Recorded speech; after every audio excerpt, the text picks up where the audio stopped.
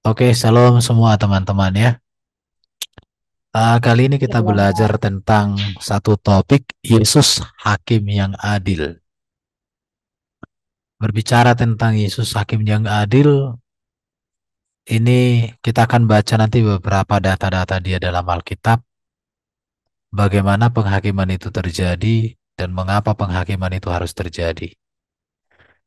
Itu yang harus dipahami ketika belajar tentang Yesus sebagai Hakim yang Adil. Dan nanti ketika di akhir zaman, pada saat kedatangan Yesus, maka tidak ada lini kehidupan manusia yang tidak dihakimi oleh Yesus.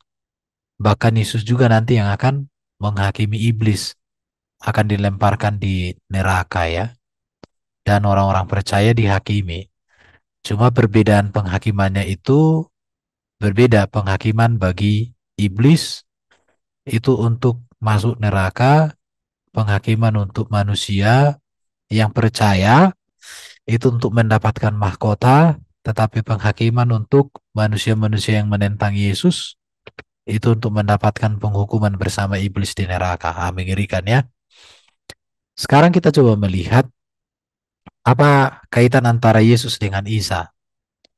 Jika sepakat ya bahwa Isa Al-Masih di dalam Quran adalah Yesus Kristus dalam Alkitab, maka dapat dikatakan Islam dan Kristen sama-sama mengakui bahwa ia adalah hakim yang adil.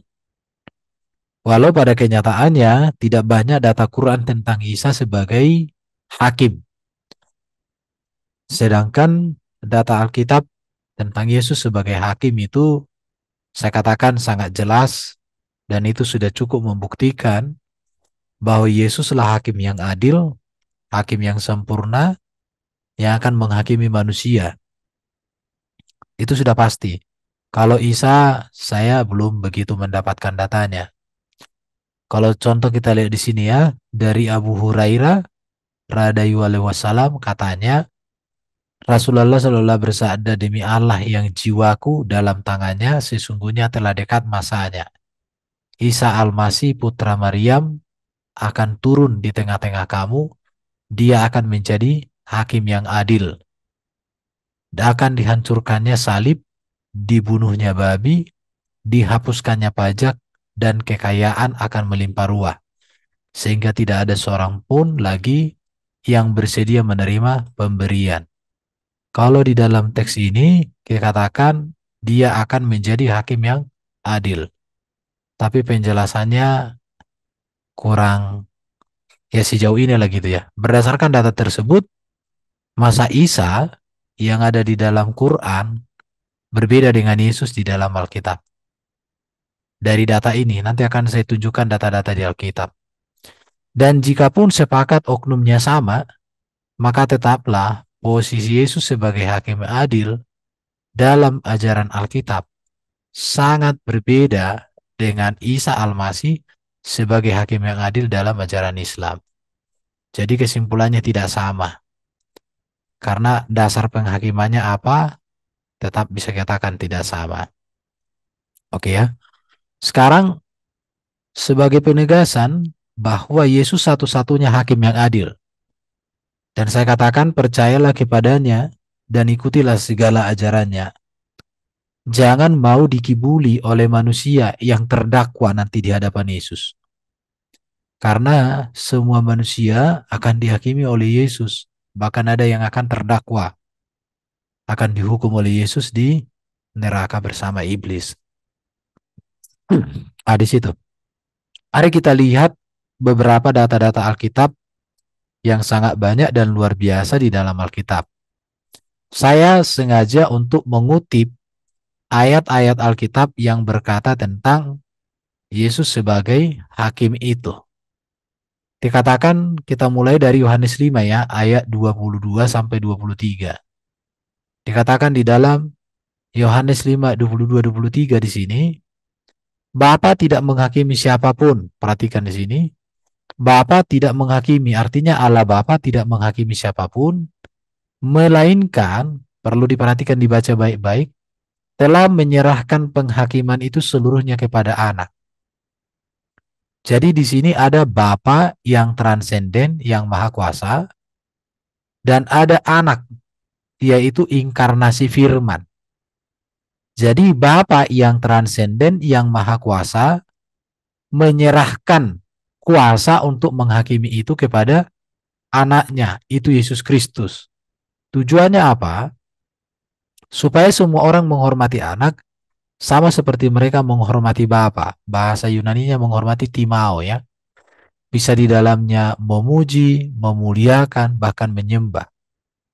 Jadi berbicara penghakiman kepada Yesus berkaitan dengan penyembahan kepada Yesus. Karena kita memuliakan Bapa di dalam nama Yesus Kristus. Kita mengagungkan Bapa di dalam Yesus Kristus. Kita menerima semua yang terbaik dari Bapa itu melalui Yesus Kristus. Kenapa? Karena memang Bapa sudah menyerahkan seluruh kehendaknya untuk dinyatakan oleh firman yang menjadi manusia. Kemudian kita lihat Yohanes 5 ayat 27 sampai 30. Dan ia telah memberikan kuasa kepadanya untuk menghakimi karena ia adalah anak manusia. Kemudian aku tidak dapat berbuat apa-apa dari diri sendiri. Aku menghakimi sesuai dengan apa yang aku dengar dan penghakimanku adil. Sebab aku tidak menuruti kehendakku sendiri, melainkan kehendak dia yang mengutus aku.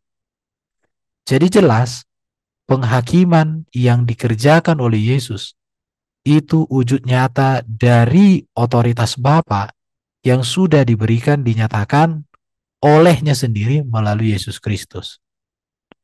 Karena Yesus katakan, aku menghakimi sesuai dengan apa yang aku dengar dan penghakimanku adil.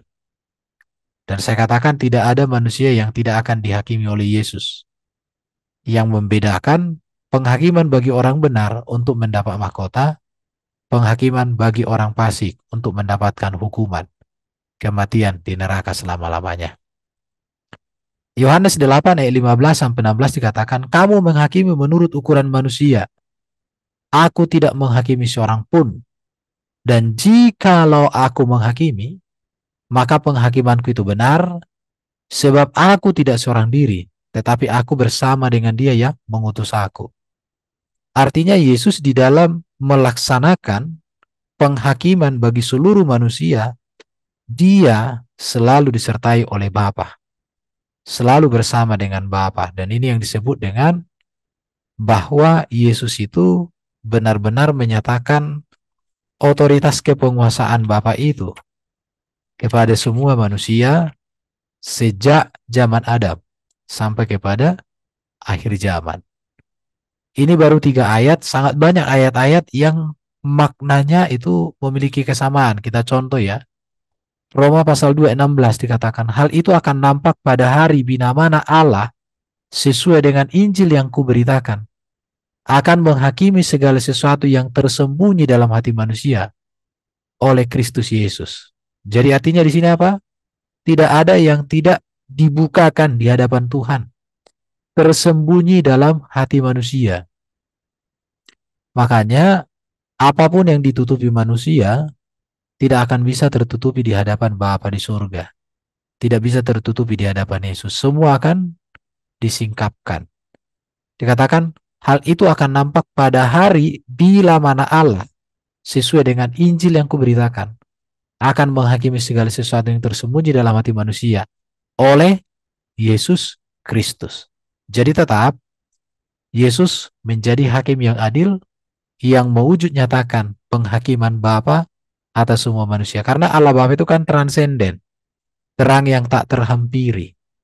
Tetapi Allah Bapa sebagai terang yang tak terhampiri itu menyatakan otoritas kepenguasaan dan penghakimannya melalui firman-Nya yang inkarnasi menjadi manusia, itu Yesus Kristus. 1 Korintus 4 ayat 4 sampai 5 dikatakan, sebab memang aku tidak sadar akan sesuatu, tetapi bukan karena itu aku dibenarkan.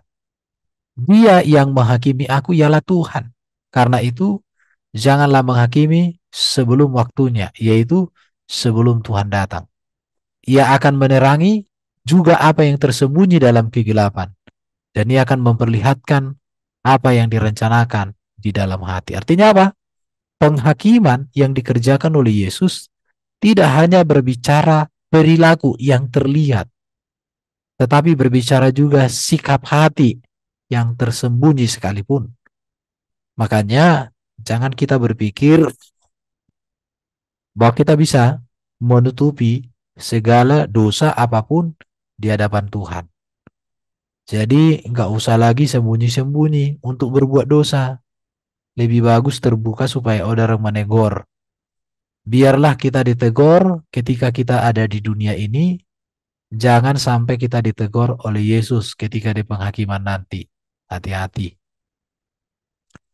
Oke, 2 Timotius 4 ayat 1 sampai 2 di hadapan Allah dan Kristus Yesus. Perhatikan di sini ya. Kalau tadi kita lihat ayat-ayat di sini, dia menghakimi aku ialah Tuhan, bahwa Yesus tidak menghakimi kita seorang diri, tetapi dia bersama dengan Bapa. Maka saat ini dikatakan di hadapan Allah dan Kristus Yesus. Perhatikan, Allah dan Kristus Yesus yang akan menghakimi orang hidup dan yang mati. Perhatikan ya. Bagaimana Allah menghakimi orang hidup? Dibangkitkan. Ayatnya ada di dalam kitab Daniel juga ada itu ya, nubuatannya. Nantilah itu, saya cari dulu. Oke. Di hadapan Allah dan Kristus Yesus yang akan menghakimi orang hidup dan yang mati. Orang hidup dihakimi, orang mati juga dihakimi. Tidak ada seorang pun, biar itu manusia yang dianggap kudus oleh manusia, tetapi kalau tidak kudus, itu tetap tidak akan bisa. Dia akan tetap dihakimi oleh Yesus. Aku berpesan dengan sungguh-sungguh kepadamu, demi penyataannya dan demi kerajaannya. Beritakanlah firman, siap sedialah baik atau tidak baik waktunya, nyatakanlah apa yang salah, tegurlah dan nasihatilah dengan segala kesabaran dan pengajaran. Artinya apa? Sebelum orang jatuh ke dalam penghakiman Kristus, maka kita harus membantu mereka sejak dini supaya mereka terselamatkan. Sungguh sangat mengerikan kalau sampai jatuh di hadapan Kristus sebagai hakim yang mendatangkan hukuman. Tetapi biarlah orang jatuh di dalam tangan Kristus sebagai hakim bukan mendatangkan hukuman, tetapi untuk menyatakan pahala upah yang akan diperoleh di dalam kerajaan surga. Kemudian Yakobus 4 ayat 11-12, hanya ada satu pembuat hukum dan hakim, yaitu dia yang berkuasa menyelamatkan dan membinasakan. Perhatikan ya, jadi penghakiman itu hanya bisa dilakukan oleh Allah, dan Allah sudah melakukan dan akan terus melakukan itu melalui inkarnasi firman, melalui Yesus Kristus. Dialah yang berkuasa menyelamatkan dan berkuasa untuk membinasakan. Perhatikan ini kalimat yang sangat tegas sekali ya, yang disampaikan oleh firman Tuhan. Dikatakan. Kemudian kita baca ini ayat-ayat aja semua ini. Ibrani pasal 10, 30, 31. Sebab kita mengenal dia yang berkata, pembalasan adalah hakku. Akulah yang akan menuntut pembalasan, dan lagi Tuhan akan menghakimi umatnya. Ngeri benar kalau jatuh ke dalam tangan Allah yang hidup. Jatuh kalau dihukum. Ibrani pasal 12, 22. Tetapi kamu sudah datang ke Bukit Sion, ke kota Allah yang hidup, Yerusalem surgawi, dan kepada beribu-ribu malaikat, suatu kumpulan yang meriah, dan kepada jemaat anak sulung yang namanya terdaftar di surga, dan kepada Allah yang menghakimi semua orang, dan kepada roh-roh orang benar yang telah menjadi sempurna. Sungguh nyata sekali data Alkitab bahwa penghakiman itu selalu berbicara tentang hidup kekal bagi mereka yang benar untuk mendapat pahala, dan kebinasaan bagi mereka yang menolak atau mengeraskan hati terhadap kebenaran. Itu sangat jelas sekali. Masih banyak ayat-ayatnya, sabar teman-teman, saya bacakan. 1 Petrus 1 ayat 17, Dan jika kamu menyebutnya Bapa, yaitu Dia tanpa memandang muka, menghakimi semua orang menurut perbuatannya, maka hendaklah kamu hidup dalam ketakutan selama kamu menumpang di dunia ini. Ketakutan ini artinya bukan dikejar-kejar ya, tapi ketakutan itu artinya kita takut kepada Tuhan. Hidup benar di hadapan Tuhan. Takut ketika kita hidup di dalam dosa, takut ketika kita berbuat dosa. Dia yang tanpa memandang muka, artinya tidak ada penilaian yang subjektif, tetapi semua penilaiannya benar. Ya, jadi bukan penilaian yang main-main tanpa memandang muka, nggak diperhatikan wajahnya ini sudah glowing, boleh masuk surga, nggak ada. Jadi bukan yang dilihat muka wajah, tetapi bagaimana hatinya, bagaimana hidupnya, apakah Kristus menjadi pusatnya, atau dunia yang menjadi pusatnya, apakah kekudusan yang menjadi pusatnya, atau dosa yang menjadi pusatnya. Apakah kekudusan yang menjadi pusat hidupnya atau dosa. Perhatikan, ketika ia dicaci maki, ia tidak membalas dengan caci maki. Ketika menderita, ia tidak mengancam. Tetapi ia menyerahkan kepada Dia yang menghakimi dengan adil. Jadi penghakiman dikerjakan oleh Allah melalui Kristus. 1 Petrus 4 ayat 5-6. Tetapi mereka harus memberi pertanggungjawaban kepada Dia yang telah siap sedia menghakimi orang yang hidup dan yang mati. Itulah sebabnya maka Injil telah diberitakan juga kepada orang-orang mati. Nah, ini ada kaitan dengan kematian Kristus. Nanti ayat ini bisa dibahas ketika berbicara Yesus turun ke dalam kerajaan maut, ya. Jadi ayat-ayat ini sudah membuktikan Yesus sebagai hakim yang adil. 1 Petrus 4 ayat 17, karena sekarang telah tiba saatnya penghakiman dimulai, dan pada rumah Allah sendiri harus pertama-tama dihakimi. Rumah Allah, komunitas orang Kristen.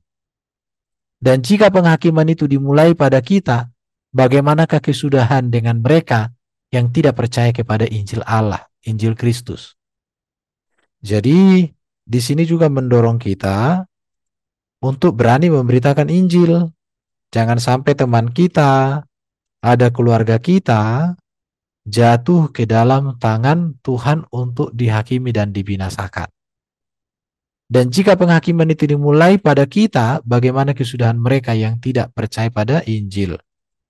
Teman-teman yang punya teman belum percaya Yesus, teman satu kerja, teman tetangga, teman dan lain sebagainya, beritakan Injil. Karena hanya Injil yang bisa menolong mereka lepas dari penghakiman penghukuman. Tetapi di dalam Injil, mereka dihakimi untuk mendapatkan mahkota, mahkota kehidupan, mahkota kemuliaan dan kebenaran.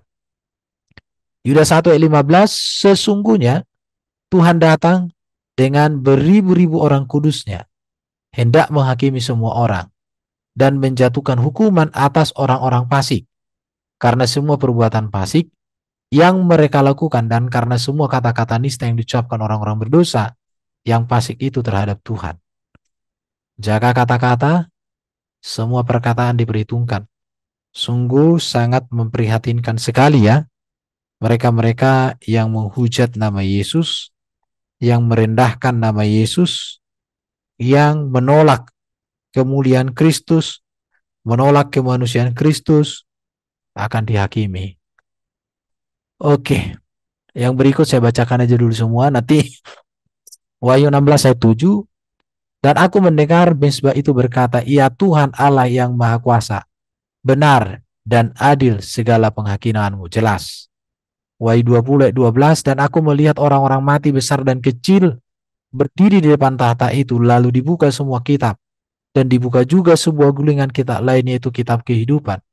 Dan orang-orang mati dihakimi menurut perbuatan mereka, berdasarkan apa yang tertulis dalam kitab-kitab itu. Tidak ada catatan yang lepas tentang kehidupan kita. Tapi syukur, catatan untuk orang-orang kudus, untuk mendapatkan reward di surga ya. Wahyu 20:13, maka laut menyerahkan orang-orang mati yang ada di dalamnya, dan maut dan kerajaan maut menyerahkan orang-orang mati yang ada di dalamnya, dan mereka dihakimi menurut masing-masing menurut perbuatannya. Jadi apa kaitan perbuatan kita dengan penghakiman? Perhatikan ya, perbuatan kita bukan berbicara kita masuk surga, tapi perbuatan baik kita berbicara pahala kita di dalam kerajaan surga. Namun perbuatan yang dipandang baik, tetapi di luar iman kepada Kristus, itu bukan perbuatan baik, tapi itu menghina, menolak, dan merendahkan Kristus itu sendiri. Itu ya. Sekarang mari kita lihat bagaimana, kapan penghakiman dimulai. Apakah penghakiman itu nanti hanya terjadi waktu Yesus datang kali yang kedua? Bukan. Itu betul memang akan terjadi. Tetapi penghakiman telah terjadi pada masa ketika Lucifer dan malaikat-malaikat yang jauh dihakimi, diusir dari surga. Itu penghakiman. Tetapi penghakiman ini merupakan penghukuman dan pengusiran, belum pembinasaan. Nanti pembinasaan pada kedatangan Kristus yang kedua. Kemudian Allah juga sudah menghakimi manusia dengan air bah pada zaman Nuh, Kejadian 6 sampai 7. Yang selamat hanya sedikit orang saja. Kemudian Allah menghakimi Babel, di mana waktu itu mereka dihakimi sehingga Babel itu menjadi rusak, hancur. Kejadian 11 ayat 1 sampai 19. Kemudian Allah menghakimi Israel dengan penawanan ke Asur dan Babel karena mereka berdosa dan jahat, dihakimi. Tetapi ini belum penghakiman yang pada puncaknya. Paulus menekankan bahwa penghakiman itu telah terjadi pada masa kini juga. Jadi penghakiman bukan hanya terjadi di masa Nuh atau di masa Lucifer, bukan hanya di Babel atau di zaman Israel, tetapi sebenarnya saat ini pun penghakiman itu sudah terjadi. Di mana di dalam Roma 1 ayat 18 dikatakan, sebab murka Allah nyata dari surga atas segala kefasikan dan kelaliman manusia. Artinya penghakiman terjadi di masa kini juga. Apa yang diajarkan Paulus ini merupakan kelanjutan yang diajarkan Yesus. Kita lihat di dalam Yohanes 12 ayat 47-48. Saat Injil diberitakan, maka saat itulah penghakiman dimulai. Dalam Yohanes 12 katakan, dan jikalau seorang mendengar perkataanku, tetapi tidak melakukannya, aku tidak menjadi hakimnya, sebab aku datang bukan untuk menghakimi dunia, kedatangan yang pertama, melainkan untuk menyelamatkannya.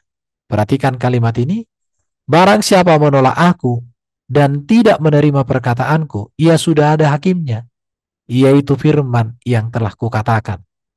Itulah yang menjadi hakimnya pada akhir zaman. Jadi ketika seseorang diberitakan firman Tuhan dan orang itu menolak, maka pada detik itu firman itu menjadi hakim dia. Dan nanti penghakiman itu akan dipertegas secara terang benderang pada akhir zaman. Makanya dari sini pengajaran dalam iman Kristen, ketika seseorang mati, sudah ditentukan siapa masuk surga dan masuk neraka. Tetapi belum dimasukkan. Kenapa? Karena menunggu penghakiman di akhir zaman. Di mana orang yang mati ketika dia orang fasik masuk ke abisos, tempat penderitaan, menantikan kedatangan Kristus kali kedua untuk membinasakan mereka di neraka bersama iblis. Tetapi mereka-mereka yang ada di Paradisos Firdaus menantikan Kristus datang kali yang kedua untuk dibangkitkan dan dihakimi untuk menentukan upah dan pahalanya ketika masuk kerajaan surga. Jadi penutup, Yesus memiliki otoritas untuk menghakimi.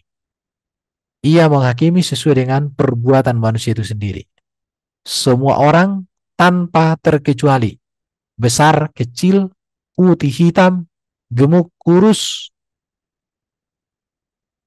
semua orang tanpa terkecuali akan mati dan berada di bawah penghakiman Allah. Di hadapan tahta putih yang akbar, kitab-kitab akan dibuka dan orang-orang yang tidak percaya akan dihakimi. Catatan dari orang yang tidak percaya berkaitan dengan kesalahan mereka di hadapan Allah dan tidak layak untuk hidup kekal. Tujuan mereka adalah lautan api, yaitu neraka yang disediakan untuk setan dan malaikatnya. Kemudian orang percaya akan dihakimi, semua kita harus menghadap tahta pengadilan Allah. Ada yang tidak mendapat upah, pekerjaan mereka akan dibakar, karena motivasi mereka salah, yang hidup kekristenannya berkualitas, itulah yang mendapat upah dengan segala perbuatan mereka. Artinya apa? Ada orang Kristen masuk surga tetapi tidak mendapat apa-apa. Kenapa? Karena pekerjaan mereka itu dibakar, tidak ada nilai, hanya masuk. Tetapi hidup Kristen yang berkualitas, inilah yang mendapat upah, mahkota, dengan beberapa bentuk mahkota yang disediakan Tuhan. Jadi kita mari semasa kita hidup di dunia ini, teruslah berbuat baik, teruslah melayani, teruslah setia pada Tuhan. Karena kelak kita akan menerima mahkota kita, upah kita. Jadi penghakimannya harus memacu gereja atau orang percaya untuk hidup dalam kebenaran. Jadi ketika Kristus datang sebagai hakim yang adil, dan itu sudah pasti akan terjadi, hal ini mendorong kita untuk memacu kita sebagai gereja untuk hidup dalam kebenaran. Memacu kita gereja orang percaya harus siap siaga, bukan saja secara intelektual, tetapi bagaimana menanggapi, menghidupi, dan memberitakan anugerah Allah. Yesus akan datang sebagai hakim yang adil, memperingatkan orang-orang percaya agar tidak seenaknya tentang hubungan mereka dengan Tuhan dan sesama. Gereja tetap waspada. Jadi, teman-teman, mari kita mempersiapkan diri kita, mari kita sungguh-sungguh bergantung, berpaut hanya pada Tuhan. Berita penghakiman adalah kabar baik bagi orang-orang yang diselamatkan. Tetapi ini kabar buruk bagi mereka pelaku kejahatan di mata Tuhan. Jadi, sebenarnya orang Kristen tidak perlu takut dengan hari penghakiman. Justru ini kita nantikan. Kenapa? Karena ketika Kristus datang, maka kita akan memperoleh pahala upah dari segala yang kita kerjakan. Tapi orang-orang fasik, maka penghakiman ini sesuatu yang menakutkan karena dipastikan mereka akan menerima penghukuman. Makanya orang Kristen tidak takut dengan hari penghakiman Kristus. Tetapi yang dipikirkan adalah bagaimana hidup berkenan kepada Tuhan. Sebelum Yesus menyatakan dirinya sebagai hakim yang adil, gereja kita harus bekerja keras memberitakan Injil Kerajaan Allah. Dari kedatangan yang pertama sampai kedatangan kedua sebagai hakim yang adil harus kita beritakan. Jadi hari penghakiman mengingatkan kita betapa pentingnya pemberitaan Injil. Bahwa pemberitaan Injil ini harus diberitakan. Dan betapa pentingnya juga pengajaran yang sehat. Karena setiap orang yang mengajarkan ajaran yang salah akan juga berhadapan dengan Yesus sebagai hakim yang adil. Karena para pengajar-pengajar salah nanti akan ditanya sama Yesus, sudah berapa banyak orang yang kamu sesatkan? Tidak akan ditanya Yesus berapa banyak orang yang kau bawa kepadaku, tapi ditanya Yesus berapa banyak orang yang kamu sesatkan. Kenapa? Karena ajarannya menyimpang. Dan ini membuat saya takut untuk sembarangan mengajar orang, tetapi saya mau mengajar orang dan saya benar-benar mempertimbangkan, merenungkan, menggumulkan, sehingga apa yang saya sampaikan itu jangan sampai aku ditanya oleh Yesus, sudah berapa banyak RBN orang yang kau sesatkan? Dasar kau kuluk-kuluk kau, katanya, disepak aku takut. Tapi saya mau Tuhan katakan, inilah orang-orang yang mengalami keselamatan melalui pengajaranmu, dan mereka sudah memberitakan keselamatan itu kepada banyak orang. Lihatlah mereka. Kalau di dunia ini kan saya nggak tahu siapa-siapa orang yang sudah mengucapkan terima kasih melalui pelayanan selama aktif di media online ini. Memang banyak orang mengucapkan terima kasih, tapi saya nggak ada yang lihat wajahnya. Ada yang mengatakan aku mau lihat wajahnya Pak Erben, katanya. Udahlah, nggak usah kau lihat wajahku, gantengnya aku. Kegantenganku itu nggak berkurang. Hanya tuaku yang terus bertambah, aku bilang. Teman-teman, mari kita beritakan Injil. Ini hari Tuhan, hari emas. Mari kita melakukan selama masih ada waktu. Oke, itu saja yang bisa sampaikan. Kita akan diskusi. Kalau ada yang kurang nanti bisa kita tambahkan. Kalau ada yang lebih nanti bisa kita kurangi. Kalau sudah Iya. pas dibungkus, tutup dalam nama Yesus. Amin. Baik, terima kasih Pak Erben untuk penjabaran materinya luar biasa ya. Eh, kita jadi bertambah lagi nih pengetahuan tentang firman-Nya nih bahwa Yesus adalah hakim yang adil dan bagaimana kita harus hidup ya Pak Erben setelah kita mengetahui pengetahuan tentang materi malam ini. Baik, sebelum kita masuk dalam sesi tanya jawab, saya akan men-share dulu channel-channel YouTube yang relay ya di YouTube. Ya, sebentar.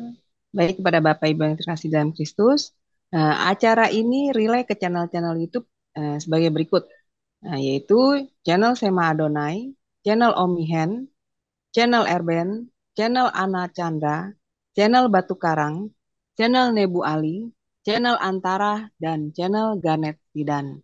Baik, kepada Bapak Ibu yang terkasih di dalam Kristus, bagi yang belum mensubscribe channel kami, tolong mensubscribe dan men-share channel kami agar menjadi berkat bagi banyak orang dan juga membantu pelayanan kami ke depannya untuk lebih berkembang. Terima kasih Bapak Ibu yang terkasih di dalam Kristus. Sekarang kita akan masuk pada sesi tanya jawab. Bagi yang ingin bertanya, silakan raise hand terlebih dahulu. Nanti kami akan membuka mute dari suara Bapak Ibu ya. Dipersilakan Bapak Ibu, raise hand terlebih dahulu Yang mengenai materi kemarin, malam ini. yang Yang kemarin yang mau kemarin, membahas apa itu Yesus Nabi itu ada orangnya nggak? eh, siapa ya Pak? Lupa saya. Itu Oh, 2 minggu kok lalu sih ya, Pak Erben. ya kalau Minggu kalau ada boleh nggak apa-apa. yang kemarin itu, yang 2 minggu lalu ya Pak ya. Orangnya siapa ya? Nggak ingat saya ini. Ada Oke. itu mahasiswa tapi dia sekarang nggak masuk kayaknya, Pak. Oh, nggak masuk ya. Oh. Ya, itu telat masuknya itu kemarin. Hmm. Saya sudah kasih tahu sih setiap jam 9 malam hari Minggu itu Pak Oh ya, RB waktu nanti. Ibu Ana jadi host ya? Ya Ibu Ana. Iya, Oh kemarin iya. pas saya belum Heeh. keluar, Pak RB udah keluar duluan karena kan Pak RB mau ke TikTok tuh. Nah, terus ada Oh iya. yang mau tanya Hmm. mahasiswa Iya. itu saya juga. Tidak hadir ya Bu Ana ya di kelas sekarang ya. Oke, Iya, siapa enggak. ayo yang mau bertanya tentang materi malam ini Hakim yang adil? Kalau tidak ada saya dulu nih Pak. Yang mengenai tadi Ya. Pak, yang di ayat 1 Petrus 4, 5 dan 6 itu, yang tetapi mereka harus memberi pertanggungjawaban kepada Dia yang telah siap sedia menghakimi orang yang hidup dan yang mati. Itulah sebabnya maka Injil telah diberitakan juga kepada orang-orang mati. Nah, supaya mereka sama seperti semua manusia.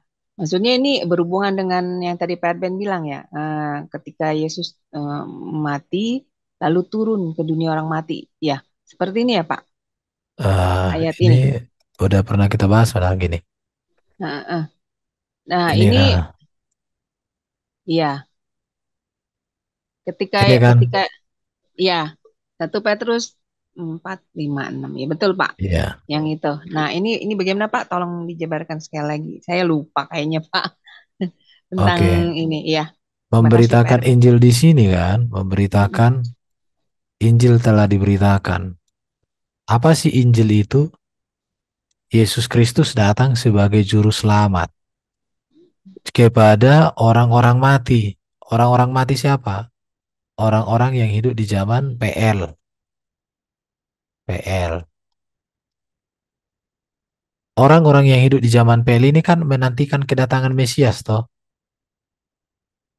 Mereka ini mati supaya mereka sama seperti manusia dihakimi secara badani, tetapi oleh roh dapat hidup menurut kehendak Allah. Mereka ini menantikan Hmm. kedatangan Mesias. Jadi ketika Hmm. Yesus datang sebagai Mesias, maka melalui kematian, Yesus masuk ke dunia orang PL. Yesus Hmm. mendeklarasikan bahwa dialah Mesias yang sudah datang. Akulah Mesias yang kalian nanti-nantikan dan aku sudah datang. Kemudian Yesus juga mengatakan kepada yang tidak menantikan, akulah Mesias yang kalian Hmm. tolak. Ada kemarin penafsiran mengatakan, jadi orang-orang di dalam perjanjian lama itu kan masuk ke alam maut, dunia orang mati. Kemudian dari alam maut Hmm. ini, orang dipindahkan oleh Yesus ke dua tempat, Hmm. Firdaus, Ya, Abisos, apresiasi. dan Firdaus. Jadi Hmm. orang-orang yang ada di dunia orang mati di zaman PL itu, melalui kematian Yesus, maka orang-orang saleh itu masuk Firdaus, orang-orang fasik itu masuk Abisos. Mereka di sini menantikan kedatangan Yesus kali yang kedua. Jadi disinilah Yesus Hmm. itu mendeklarasikan bahwa Hmm. Injil yang dijanjikan Allah sebagai Mesias yang akan datang itu. Orang-orang yang menantikannya masuk ke Firdaus, orang-orang yang tidak menantikan Mesias di zaman PL itu masuk Abisos, menantikan kedatangan kedua untuk pahala, ini Iya. dapat pahala, Hmm. ini dapat hukuman. Nah, begitu penjelasannya. Oh, jadi Yesus itu memang perlu ya Pak ya, dia turun ke dunia orang mati untuk Ah, memberitakan kebenaran itu ya Pak ya, bahwa saya jadi ini adalah iya Mesias satu yang betul. dijanjikan. Jadi Yesus harus mati supaya Heeh, melalui kematian heeh. deklarasi Injil Mesias juru selamat itu diberitakan kepada mereka. Hmm. Tapi bukan lagi orang bertobat ya. Hmm. Jadi orang mati itu bertobat lagi enggak. Artinya orang-orang yang menantikan Yesus Hmm. masuk Firdaus, Hmm. menantikan kedatangan kedua. Orang-orang fasik yang menolak janji Mesias masuk Hmm. Abisos, tempat penderitaan. Nah, di Iya, situ. iya karena mereka sudah mati ya Pak, tidak mungkin bertobat lagi, udah nggak ada kesempatan. Jadi Yesus datang hanya mendeklarasi tentang dirinya ya Pak ya, berarti kepada mereka ya. Orang-orang yang Iya sudah mati betul. itu ya Pak. Iya. Baik, terima kasih Pak Herben untuk penjelasannya. Saya lebih jelas lagi setelah diulang. Ya baik, ini ada Ibu Ana Chandra yang akan bertanya. Silakan Ibu Ana. Eh, ya, sudah bisa bersuara? Ibu Ana monitor? Di mute malahan. Shalom. Kak, Iya. Pak saya mau tanya yang Yohanes 8 ayat 15 dan 16 itu Pak. Yohanes 8 ayat 15 dan 16. Yohanes 8 ayat 15. 15. Iya, dan 16 Pak. Saya baca dulu ya. Iya Pak. Kamu menghakimi menurut ukuran manusia. Aku tidak menghakimi seorang pun. Dan kalaupun aku menghakimi, penghakimanku itu benar. Sebab aku tidak seorang diri, tetapi aku bersama dengan Bapa yang mengutus aku. Betul.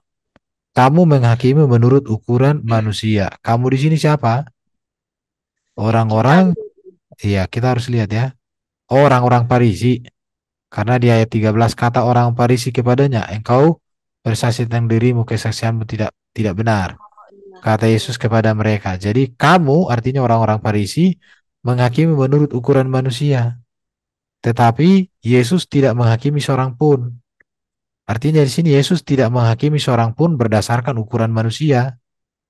Dan kalaupun aku menghakimi, penghakimanku itu benar sebab aku tidak seorang diri, tetapi aku bersama dengan Bapa yang mengutus aku. Jadi artinya Yesus menghakimi bersama dengan Bapa atau Bapa menyerahkan kuasa penghakiman itu kepada Yesus. Dan penghakiman Yesus itu bukan atas kehendak Yesus tapi kehendak Bapa. Tidak seperti ahli-ahli Taurat orang Farisi yang menghakimi orang lain berdasarkan selera sendiri. Nah, itu penjelasannya. Iya. Karena gini ya Pak. Saya banyak juga sih Pak dengar ya. Kayak apa? Ada yang bilang bahwa kayak apologet itu kan ngomongnya terlalu seperti menghakimi. Nah, seperti itu. Nah, itu bagaimana tuh Pak kalau ada orang yang bilang eh, apologet itu Ah, banyak juga yang menghakimi. kita Nah, itu itu gini ya, bagaimana? kalau saya dengan teman-teman kan tidak pernah menyatakan sesuatu salah sebelum ditegur secara baik-baik. Iya, betul Jadi Pak. kalau kita katakan mereka salah kan sudah melalui tahapan proses. Hmm. Sudah kita tegur di dalam Zoom online apa tanpa live. Kemudian sudah kita diskusi, kita sudah debat, tapi mereka ngeyel. Malah mereka menyusup. Menyusupnya bagaimana? Pura-pura menerima ajaran gereja yang sejati. Tapi di belakang mereka menyebarkan ajaran mereka. Sehingga banyak orang terpapar dengan ajaran mereka. Sampai hari ini udah banyak orang yang terpapar dengan mereka. Kemudian datang ke room. Ketika kita jelaskan, oh terima kasih Pak Erben dan teman-teman gitu. Karena mereka sempat terpapar. Maka tugas kita sekarang jadi double. Menghadapi mereka yang ngaku Kristen, plus menghadapi mereka polemikus. Abad ke-7, abad ke-6, apa RT6.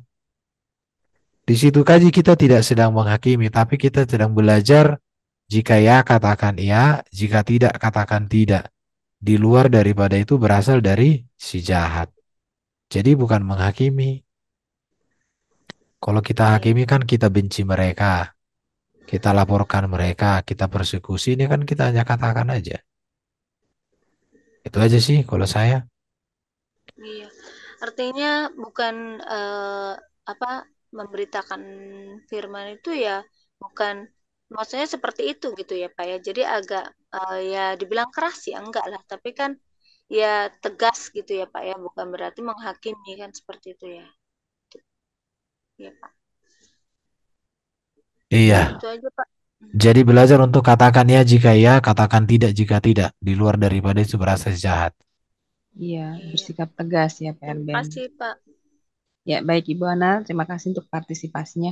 Ini di live chat ini, di chat di room ini Live ada yang YouTube. bertanya. Ih, enggak Pak, di sini Pak, Ibu Erni. Dia bertanya apa itu warnes ya. Dia tidak mengerti itu Pak. Apa itu warnes kayaknya katanya. Warnes itu apa kata dia Pak. Dia tidak paham itu. Ini Ada di, Wanes. Wanes ya ini sekarang warnes. ya. Wanes ini lucu memang. Ya Tuhan ampunilah mereka itu. Pemahaman yang Jadi salah ya. Silakan Pak. iya, kalau Wanes itu, nah ini kalau Wanes memang.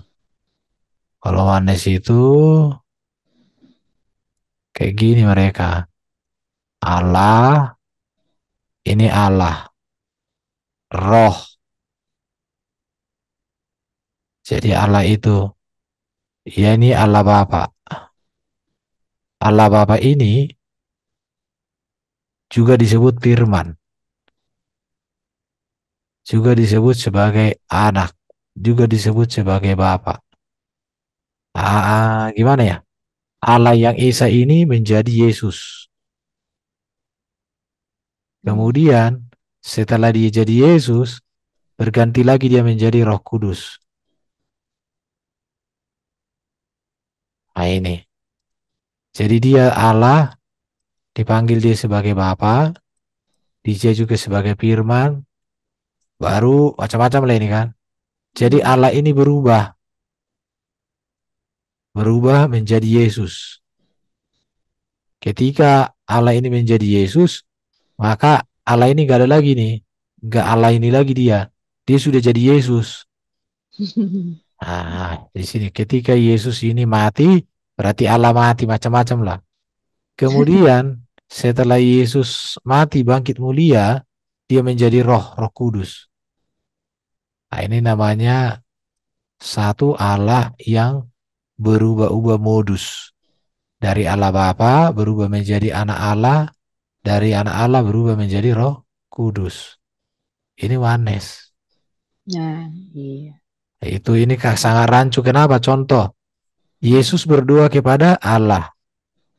Kalau Allah itu berubah menjadi Yesus, berarti Allahnya sudah Yesus sendiri kan? Hmm. Tetapi ketika Yesus berdoa kepada Bapa, artinya di sini bukan berdoa kepada Allah lagi, tapi Hmm. berdoa kepada dirinya sendiri. Jadi Yesus itu ketika berdoa, dia berdoa kepada dirinya. Hmm. Nah ini parahnya. Baru Iya, ketika Yesus naik ke surga, dia berubah menjadi roh. Roh. hmm. Nah ini Wanes. Iya.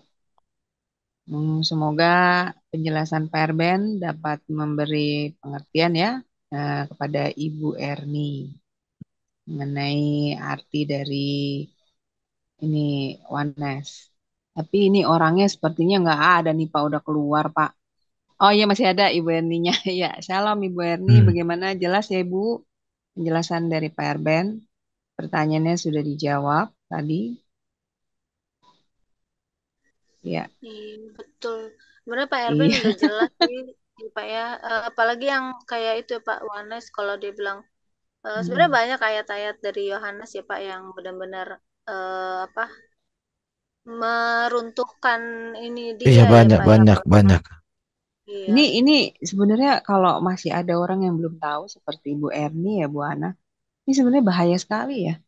Karena mereka gampang sekali disesatkan ya Pak Erben. Benar nggak sih Pak? Tadi ada orang masuk ke room. Iya, bener loh. Jadi tadinya dia mendengar banyak dari Mikana dan kawan-kawan. Nah, Terus masuklah dia ke room orang Islam.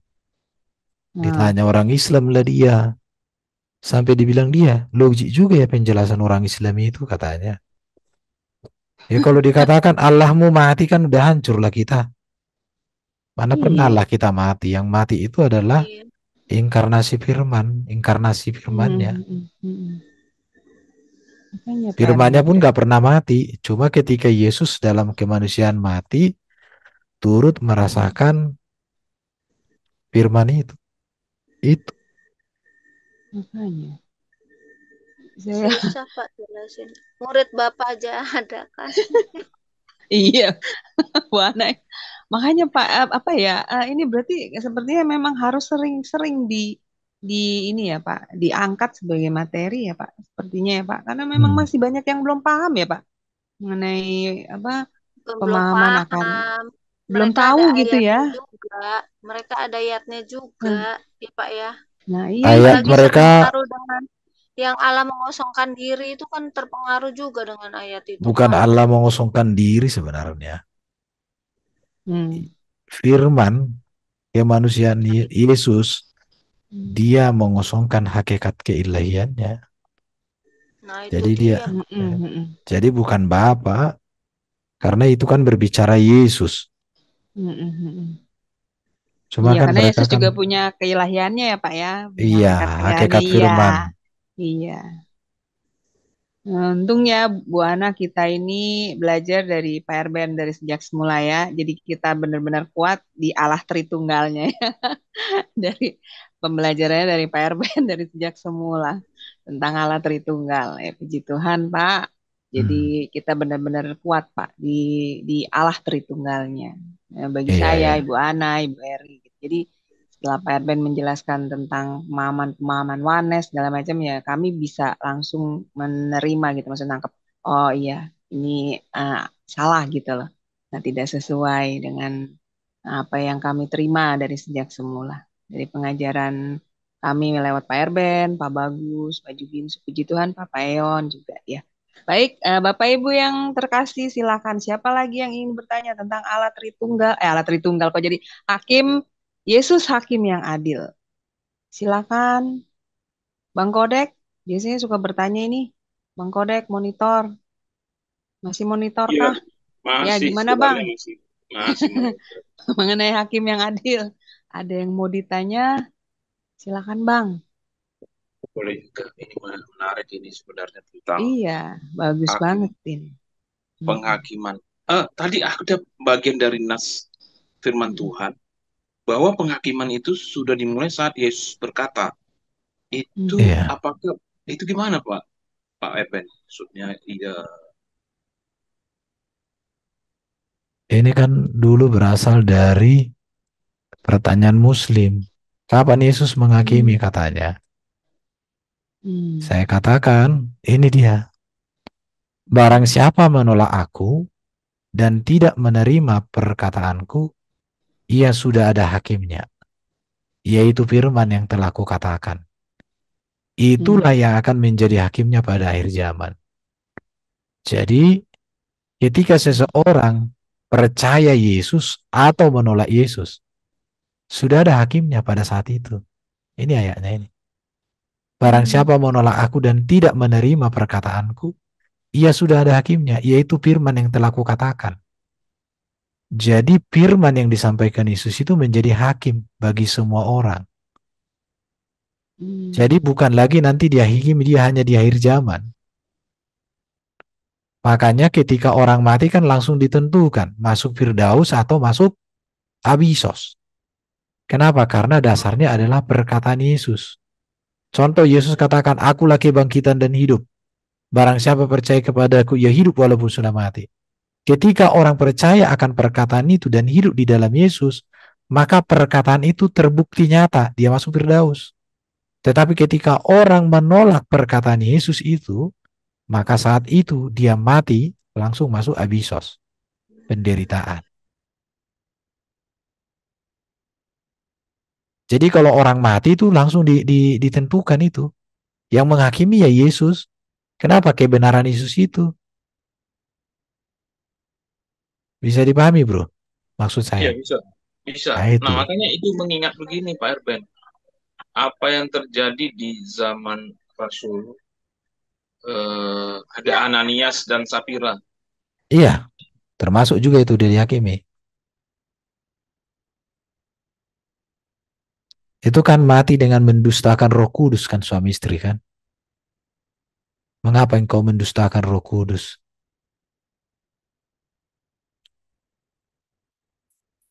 Ayat ini kan seperti itu, bro, kalau dibaca dengan teliti. Jadi penghakiman itu terjadi saat seseorang menerima Yesus atau menolak Yesus. Itu penghakiman. Iya, iya, Pak. Makasih, Pak Erben. Jadi Oke, bro. penghakiman itu sudah mulai berjalan di dunia ini ya, Pak? Iya, sejak orang mati langsung ditentukan kok bagiannya. Abisos, Firdaus, udah dihakimi langsung. Tetapi untuk kita orang percaya, makanya kita tidak takut dengan penghakiman. Penghakiman itu firman yang disampaikan, yang diajarkan Yesus itu menjadi hakim. Kemudian bagi kita nanti, ya, Pak ya, bagi kita ya. ketika Yesus nanti datang di hari zaman kali yang kedua, itu tidak menentukan masuk surga masuk masyarakat lagi, bukan. Tapi reward setiap orang di surga itu untuk orang benar. Tapi untuk fasik itu untuk menerima penderitaan di neraka selama-lamanya dari abisos. Berarti itu ya Pak, apa seperti yang Yesus katakan, bahwa aku adalah jalan kebenaran dan hidup itu ya Pak ya? Ya betul. Jadi ketika orang nggak mau berjalan di jalan Yesus ya selesai. Iya betul. Innalillahi dia. Iya loh. Karena mereka lagi cari kasih jalan. karunia Tuhan luar biasa ya Pak bagi kita yang sudah Ya itu. terima Yesus. Iya loh, ke Bu Ana kalau yang belum tahu, ya itu Bu Ana. Innalillahi masuknya ke itu. Abisos. Innalillahi karena dia belum ketemu jalan. Gitu. Iya. Yesus terang dunia, mereka nggak mau dikasih terang ya Pak ya. Iya, mau betul. Dikasih matahari, Bu Ana maunya dikasih bintang. Mau dikasih matahari. Mereka bulan dan bintang dikasih. Iya maunya, iya. Terang dunia nggak mau ya, mau gimana? Masih cari jalan. Kita nggak mencari jalan, makanya kita sudah berjalan terus. Betul, Pak. Amin, Pak. Haleluya, puji Tuhan. Berarti ya memang kewajiban kita benar ya Pak, tugas kita ya untuk pokoknya kita memberitahukan ya Pak tentang Injil selama ya harus beritakan Injil orang. juga ya, teman-teman kerja, teman apapun. Perben, apa berarti kalau kayak Yohanes gitu kan sekarang kan makin ketahuan ya yang seperti itu gitu. Berarti itu sudah jelas ya di Alkitab itu ya Pak yang ada tertulis nabi-nabi palsu apa kalau di satu Yohanes dikatakan mereka antikristus karena menyangkali Bapa maupun anak. Iya. Karena Bapa mengatakan kan Yesus itu anaknya, Yesus mengatakan Bapa itu Allah itu Bapaknya. Tiba-tiba Yohanes mengatakan Bapa itulah yang menjadi Yesus. Yesus itulah Bapa itu sendiri, kan menyangkali Bapa dan anak itu. Iya, betul. Kecuali kalau mereka tidak tahu, oke lah, ada rasa maklum. Tapi ini kan sudah ulang-ulang dikasih tahu toh. Udah baca Alkitab juga lah mereka tuh ya Pak ya malahan. Nah berarti Pak, saya baru ngerti loh Pak. Kalau saya pikir antikristus itu ya itu, maksudnya orang fasik itu, bukan orang yang tahu. Baca nanti di surat Yohanes itu, antikristus itu berasal dari antara kita, tetapi tidak sungguh-sungguh ada pada kita. Nah, loh. Mengerikan ya, Pak ya. Tadi ayat yang saya sampaikan itu Daniel pasal 12 ya. Di situ. Iya, Daniel pasal 12. Yang tadi itu soalnya Daniel, Oh, jadi yang disebut antikristus itu orang-orang yang sudah tahu ya Pak, ada di antara iya, kita. nanti kita lihat Hmm. Yohanes. Heeh, heeh. Ya, ya. Daniel berapa, Pak? Bukan, Daniel kalau 12. bukan yang itu tadi yang Mm, orang Antikris. kematian bangkitan itu loh. Kebangkitan bukan, ini bukan. mm, Ini saya buka ini. mm,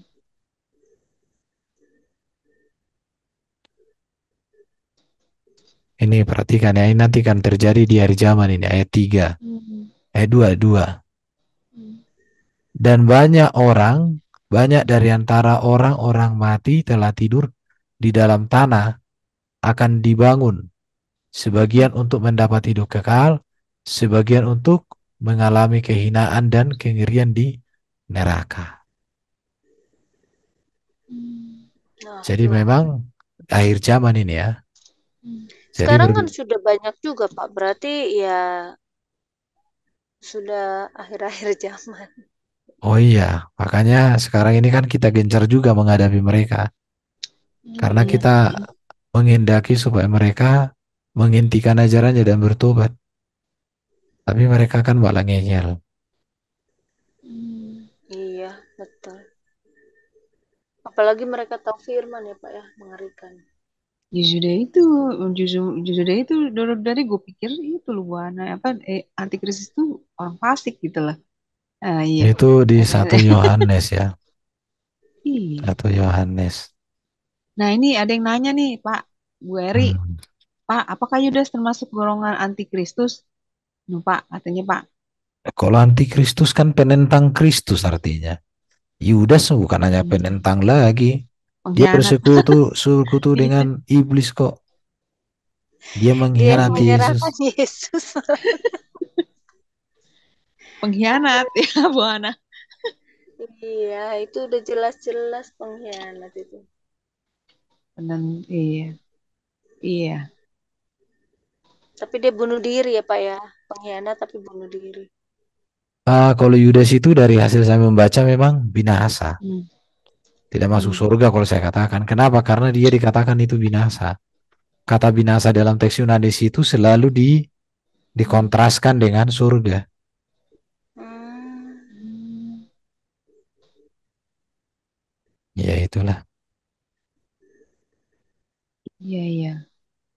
Kalau Saya paham antikristus itu sekarang. siapa? Itu nanti bisa dibaca di 1 Hmm. Yohanes pasal Satu Yohanes. 2 Yohanes. Ya, 2 Dua Yohanes Yohanes. 2 Dua Yohanes. ayat 14 sampai Mm-mm. 25. Sorry. Ngantuk ya Pak.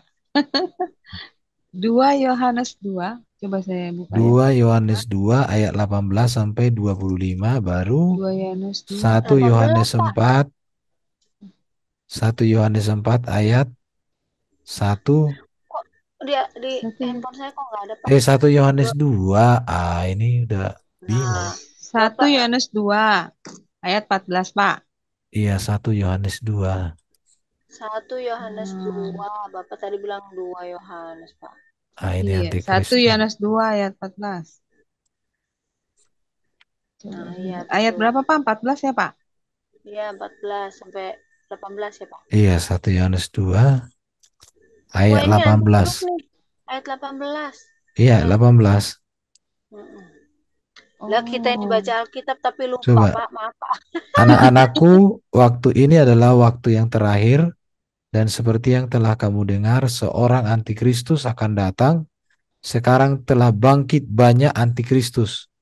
Nah, Itulah betul. tandanya bahwa waktu ini benar-benar waktu terakhir. Nah, Jadi semakin banyak hmm, antikristus, semakin membuktikan iya, harinya sudah semakin dekat. iya. Memang mereka berasal dari antara kita, tetapi tidak sungguh-sungguh termasuk pada kita. Sebab jika mereka sungguh-sungguh hmm, termasuk pada kita, niscaya mereka tetap bersama-sama dengan kita. Tetapi, hmm, hmm, Hal tetapi itu hal itu tidak terjadi terjadi. supaya menjadi nyata bahwa tidak semua mereka sungguh-sungguh termasuk pada kita. Itu bisa dibaca lagi nanti di satu 1 Yohanes Yohanes 2 4, 1 Yohanes 4 ayat 1 sampai ayat 6.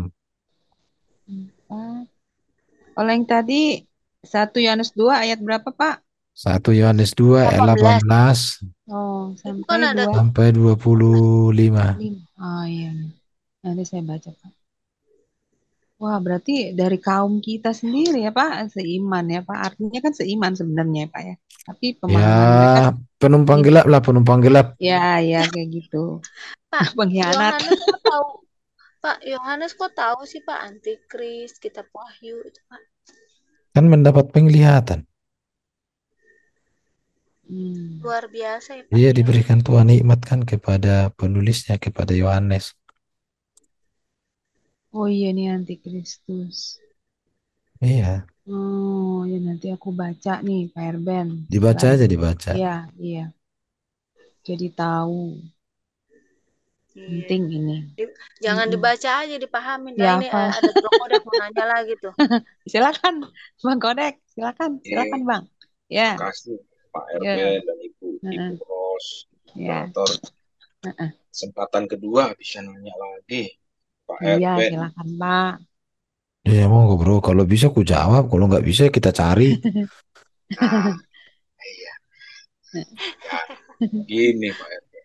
Saya tadi karena Pak Erben menampilkan itu, membentangkan 1 Yohanes 2, jadi saya ingat ada sekte atau aliran sepertinya dihadapin oleh Rasul Yohanes atau penulis dari surat 1 Yohanes ini, namanya eh, Ebionet. Gnostisisme.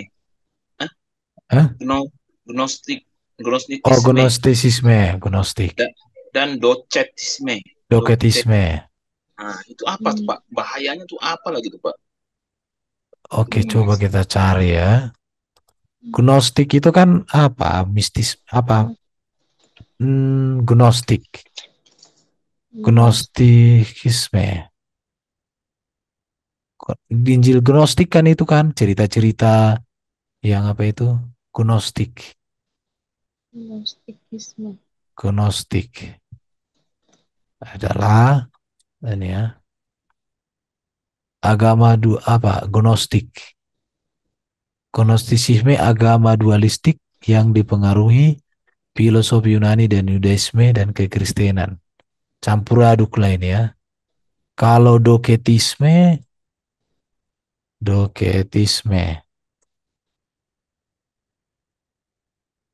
Yesus tidak sungguh-sungguh manusia melainkan hanya tampak sebagai manusia. Itu kalau doketisme. Oh, Kalau gnostik itu memadukan kayak cerita-cerita dongeng-dongeng Yahudi gitu ya. Kalau doketisme, Yesus tidak sungguh-sungguh manusia melainkan hanya tampak sebagai manusia. oh. Kan ada itu, kita coba lihat ya, ajaran penyimpang dalam dari gereja. Ada kan di Wikipedia nih. Kalau mau bahas itu ya, Hmm. ada itu kemarin. Kemarin aku baca itu tanpa lagi kan ada buat videonya itu. Nonton itu pun bisa, itu enak, lebih praktis dibuat dia. Sekitar 20 menit aja. Kok kemarin lihat bagus dibuat dia dari situ. Gnostik.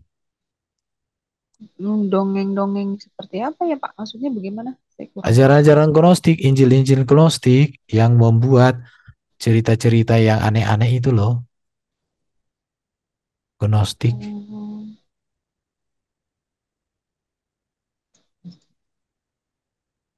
dongeng-dongeng. Iya, Gnostik itu gnosis. Itu bicara pengetahuan, hikmat tinggi yang rahasia tentang asal-usul dan tujuan manusia. Jadi ini ajaran-ajaran filsuf. Oh, ajaran Iya. filosofi kayak gitu. Iya, Ya, ya.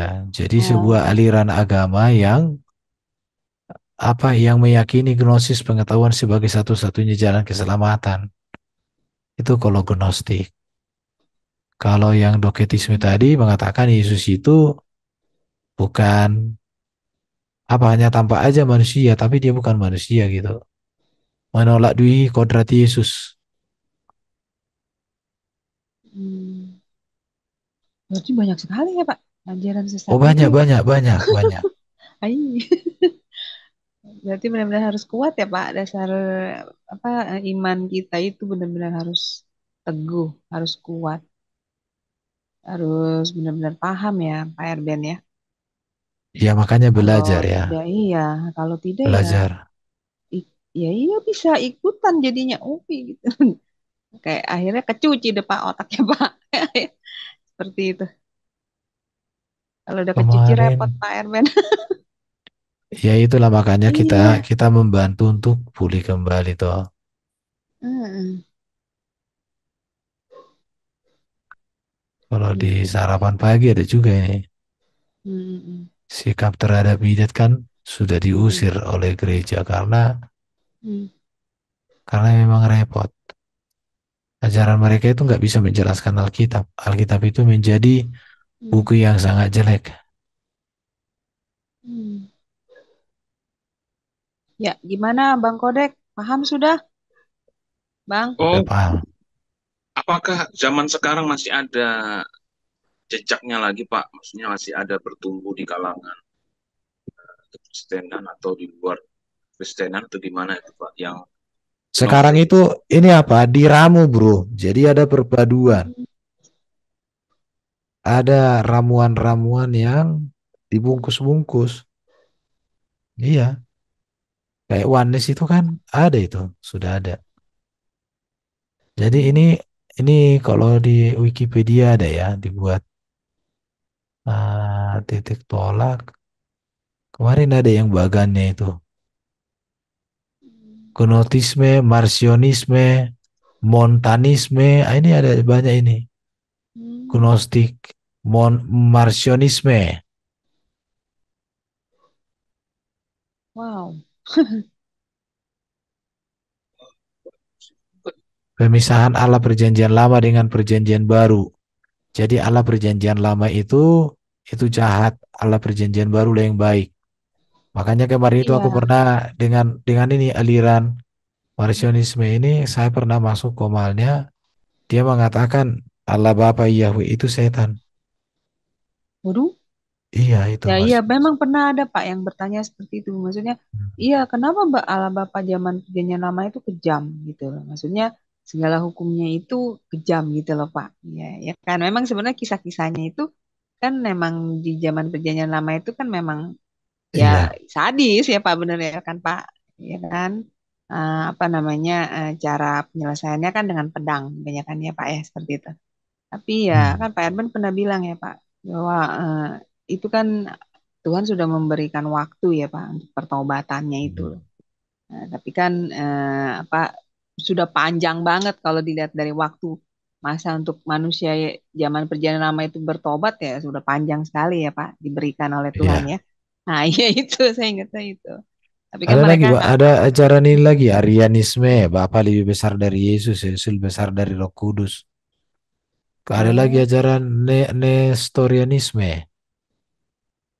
hmm, Nestorianisme ada.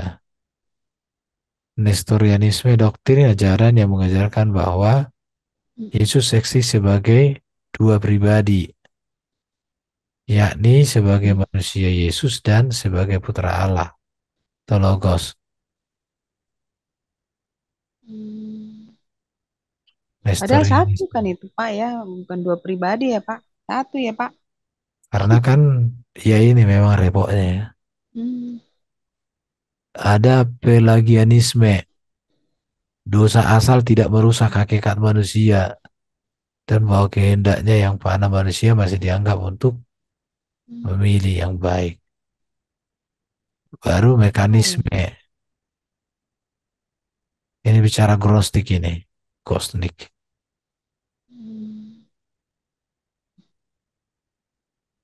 Wah, pengajaran Pokoknya yang sesuai dengan keinginan hati manusia, Pak. Gitu ya, Pak. Berarti itu kan seperti yaitu itu. ajaran-ajaran yang dibuat oleh orang-orang yang tidak berpikir secara komprehensif. Iya, sesuai keinginan hati ya, Pak. Iya, Sesuai keinginan pikirannya ya kan. Berarti bukan Alkitabiah ya, Pak. iya, Benar kan, iya. Pak? Iya. Sesuka hatinya pengajarannya, sesuka apa? hati dan pemikiran dia jadinya dia buat. Nah iya, baik luar biasa Iya, ya Pak. Malam ini kita dapat pengetahuan firman-Nya. Ya baik Bapak Ibu yang terkasih. Ya siapa lagi yang ingin bertanya mengenai materi malam ini? Bang Kodek sudah mengerti Bang? Sudah paham Bang? Iya, dua udah ngerti, tapi yang lain-lain itu kan cuma Hmm. judul-judulnya aja tadi. Tapi ya udah, ada petunjuk lagi ke arah sana Altitude nggak Pak? pernah, Pak Erwin? yang altitude mana pernah kita petunjuk? belajar. Kan tadi ada yang lain-lain lagi selain Gnostisisme dan Oh banyak, Arianisme itu saksi Jehovah, Oh, Marcionisme itu mengatakan Allah PL itu jahat.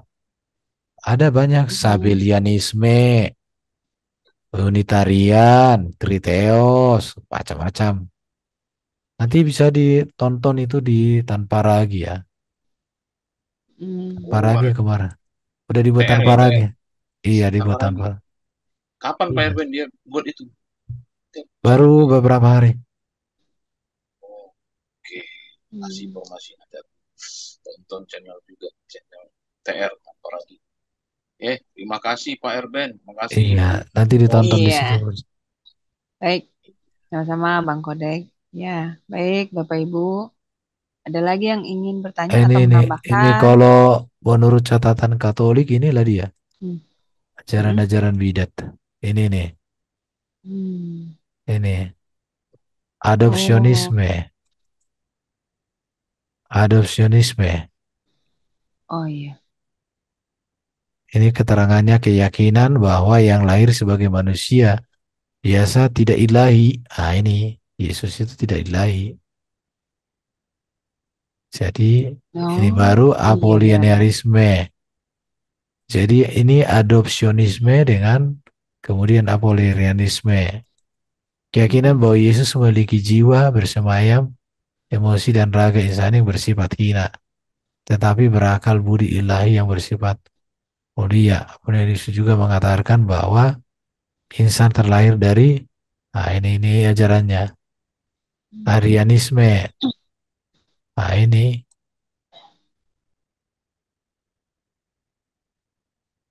baru doketisme, ini yang tadi, doketisme. Hmm. Hmm. Keyakinan bahwa raga Yesus bersifat maya, demikian pula penyadipannya. Jadi Yesus hanya tampak seolah-olah berjasad dan mengalami kematian jasmani, tetapi sesungguhnya tidak berjasad. Ini doketisme. Oh, Kemudian ada banyak di golongan Arab, doketisme. oh iya tuh Pak. Sabelian ada Ini, juga tadi. Nah. ini golongan Opites, Manikeisme. Nah, ini banyak sekali Oh, nih. banyak sekali ya Pak. Iya, Beda-beda. ini Triteisme. Hmm. Allah itu tiga yang berbeda-beda, Sabellianisme. Hmm.